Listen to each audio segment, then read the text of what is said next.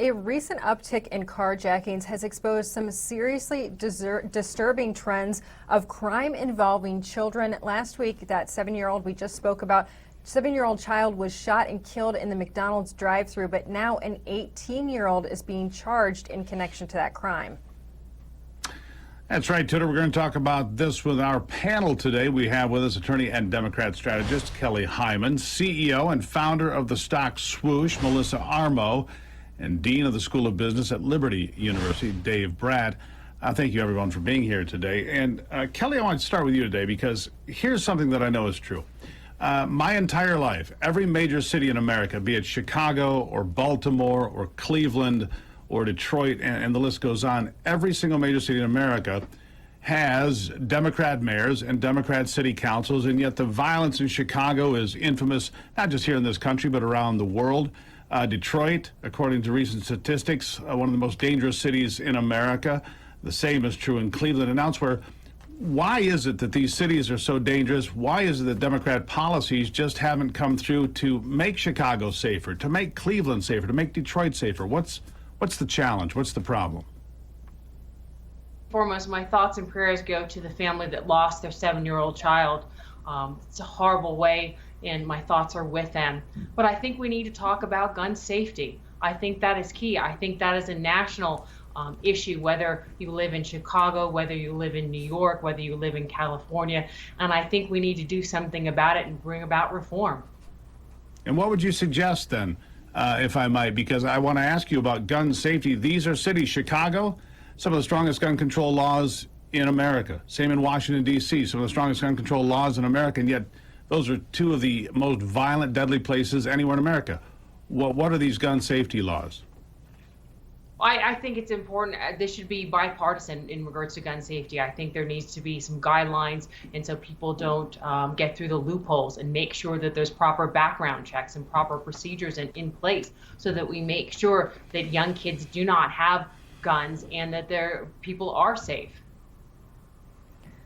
I want to go to Melissa with this question because as we're seeing, we saw just a few weeks ago, we got the footage of Adam Toledo. He is a 13-year-old with a gun. This was a situation where we believe there was a gang involved. Again, Chicago has some of the strictest gun laws in the nation. Is there something we're missing here? Because we've talked about police being the problem, we've talked about guns being the problem, but there seems to be a culture of crime in these neighborhoods. What can we do to get to the heart of the issue, Melissa? One of the things that needs to happen, I live in Manhattan, is that criminals have to be kept behind bars. There's a no bail in New York City right now. So how does that help the problem? That doesn't help the problem. If criminals want to get guns, they're going to find a way to get guns, whether they're 13, 16, 18, or 36 years old. The problem is that when someone gets arrested, at least right here in New York City right now, they are left out on no bail. To do what? To probably commit another crime. There's no deterrent to go out and not commit another crime if, in fact, people know that they're going to get out right away on no bail. And of course, they're not going to show up for court if they're not posting bail either. So yes, maybe we do need stricter gun laws, but I don't think that alone is going to solve the problem. Even if Democrats and Republicans get together, you have to have people convicted for these crimes. If they don't get convicted and they get back on the streets again, you're going to continue to have this problem. Dave, I'll bring this one to you because let's start with the basic fact when it comes to gun control and gun laws.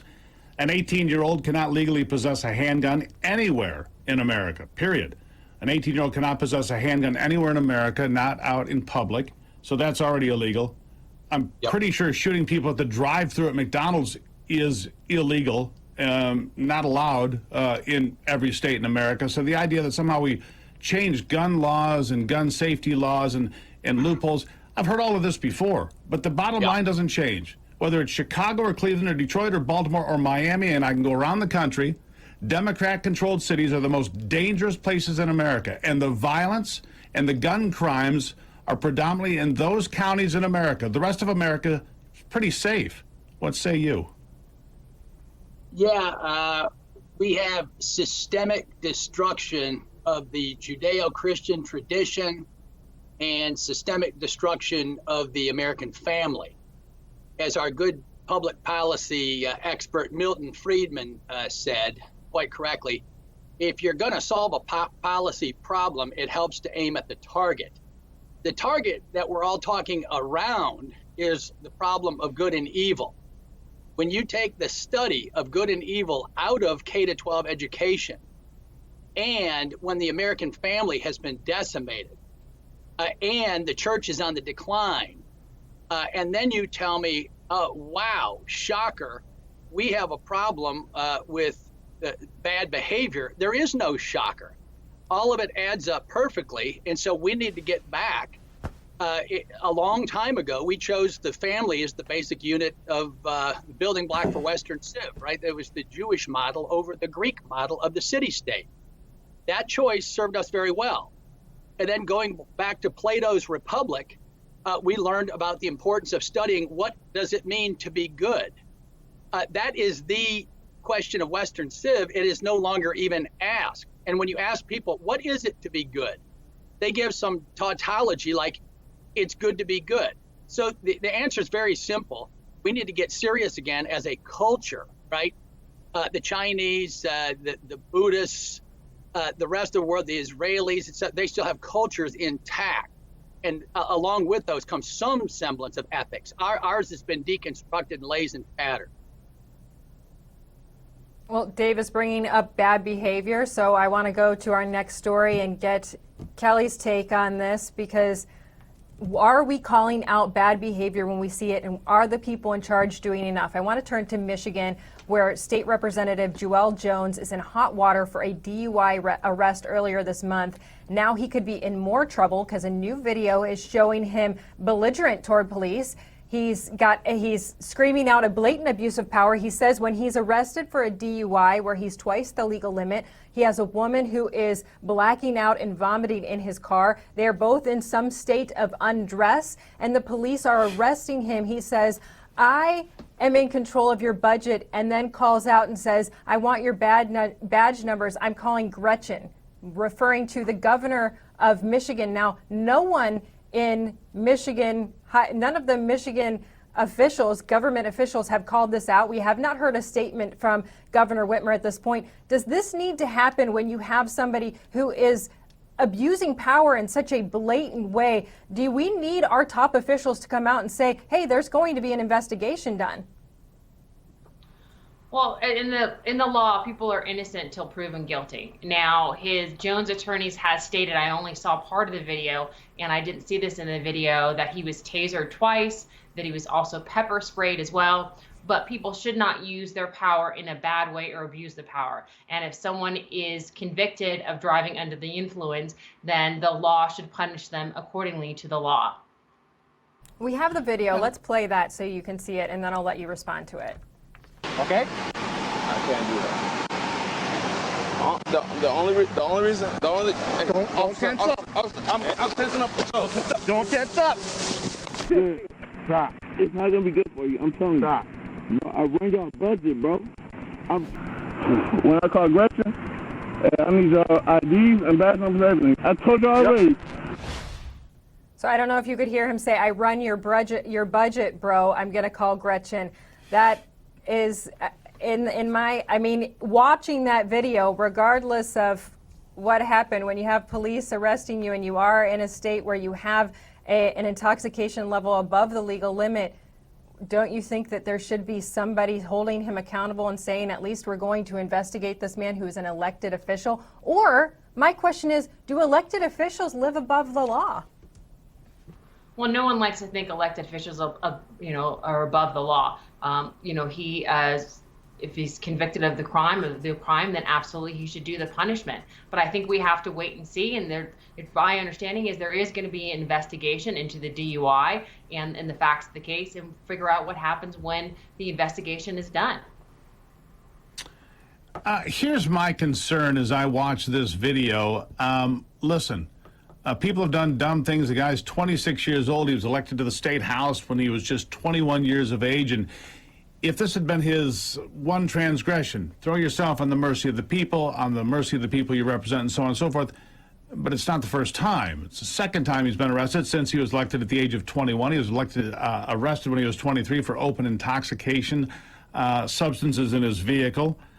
He was super drunk, 0.18 which is more than double, which is considered super drunk in Michigan, more than double the legal limit, and the list goes on. There's got to be more than censure. The average citizen in Michigan and across the country would face real penalties. In Utah, that would be more than 3 times the legal limit to operate a motor vehicle. And so, Melissa, what say you? What should Governor Whitmer say? This is a Democrat. He's a young man from Inkster. Yes, he made a mistake, but you know, he compounded the injury, if you will, by the tussling with the officers and then being tased and then throwing out Gretchen Whitmer's name and the guy that runs the Michigan State Police, another name that he threw out, and so on and so forth. And it's his second time being involved with an arrest involving alcohol. You have to ask, is there a bigger problem? Well, first of all, people say a lot of things when they're drunk that they wouldn't normally say. So that's number one. But number two is there's no excuse in 2021 for someone not to call an Uber or a Lyft or some kind of vehicle to take them around. I mean, this isn't like 25 years ago when nobody even knew what Uber was or how to get around, and you had to, you know, go in a carpool and have one designated driver. There's no excuse. You put your own life at risk when you drive, when you're intoxicated, even if you only have one drink, let alone his blood alcohol. And second of all, you put other people's lives at risk. So I have no mercy for people that drive drunk. I think it's dangerous. Yes, they'll go through the court proceedings, whatever they were. As far as I'm calling on the governor, I think it's best for her to stay out of it. You know, she's coming up for re-election in 2022. There's talk that Ron DeSantis will run, or McDaniels, I'm sorry, will run against her. I don't know if that's true or not, or she's going to continue to be the head of the Republican National Committee. But the fact is that she's at risk of not getting reelected. People are not happy with her to begin with because of the fact that they've had such strict COVID lockdowns, and supposedly she went traveling in the last year and she was telling other people not to travel. So I think she's really not well liked. So him spitting that out, really her best action towards this is to not get involved. So, Dave, I want to bounce off of what Melissa is saying, because Governor Whitmer has come out multiple times and said there's sexism. It's a big problem in Lansing that men get away with things because they are elected officials. Is this hypocritical now if she doesn't come out and say, hey, this guy cannot get away with this just because he's an elected official? This was not just drunk driving. Like I said, there was a woman in the car, intoxicated, blacking out, and in a state of undress. The whole situation is very ugly. Does the governor really have no responsibility to make a comment? No, there's a huge responsibility here on any elected official to come out and say something. But unfortunately, the Republican leadership is not raising the ante and putting pressure. The Democrats come out all in, right? When they go all in, they go all in. They get the full media force. If a Republican falls in the ditch, which we do too, we hear about it and we have to step down. The Democrats get, you know, you can sleep with a Chinese spy and nothing happens to you. You're still on the Intelligence Committee. And so again, this goes back to, you know, we need a new contract with America on morality, that both parties sign up. If you cross these lines, you're out. Alan Bloom, in his famous book, Closing of the American Mind, opened up his first sentence. The only moral absolute that exists these days is that there are no moral absolutes. And so that is where we find ourselves. And now you're just seeing the decay in front of you every day on the news. I want to ask Kelly one quick question. I know we're running a little fat here, but I want to run. There was one other really important fact about this stop that we haven't mentioned, I don't think.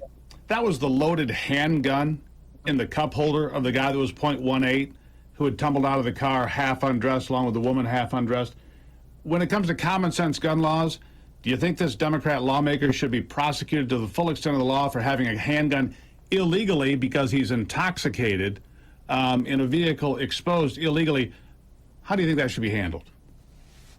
Well, I think that's up to the prosecutions to investigate that. And if they believe under the law of the state that they can prove the elements of the crime, then absolutely they should. I would note that my understanding is he is an a police officer in some capacity. Maybe it's... You cannot be drunk. You cannot be drunk in possession of a handgun. State law. Every state in America, I think, but I appreciate it. And I thank the panel for being here today. Greatly appreciate all of you. Dave, Kelly, Melissa,